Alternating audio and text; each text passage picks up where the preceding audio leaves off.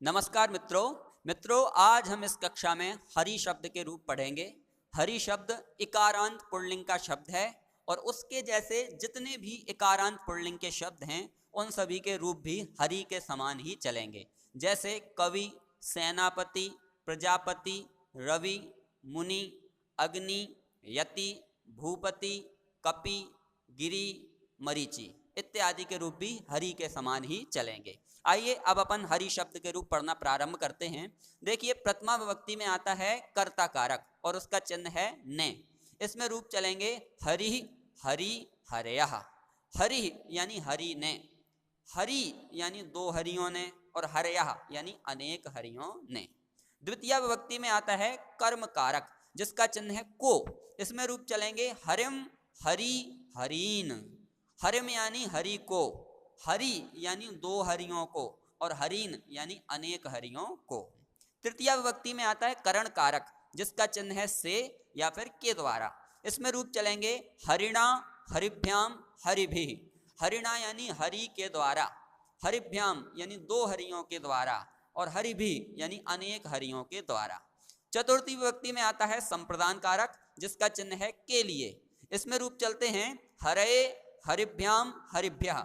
हरे यानी हरि के लिए, हरिभ्याम यानी दो हरियों के लिए, हरिभ्यः यानी अनेक हरियों के लिए। पंचमी विभक्ति में आता है अपादान कारक जिसका चिन्ह है से और यह अलग होने के अर्थ में प्रयोग होता है। इसमें रूप चलते हैं हरेह, हरिभ्याम, हरिभ्यः।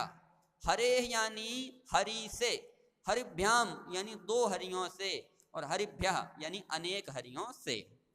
षष्ठी विभक्ति में आता है संबंध कारक जिसका चिन्ह है का, के, की, रा, रे, री, और इसमें रूप चलेंगे हरेह, हरयोः, हरिणाम।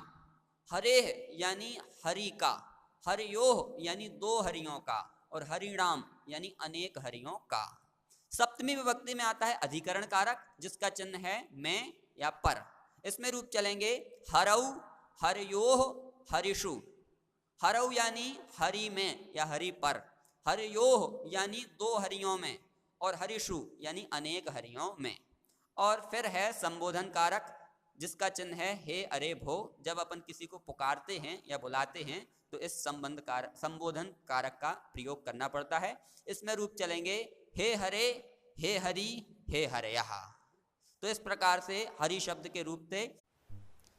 चलिए अब अपन देखेंगे कहाँ कहाँ रूप एक जैसे बनते हैं।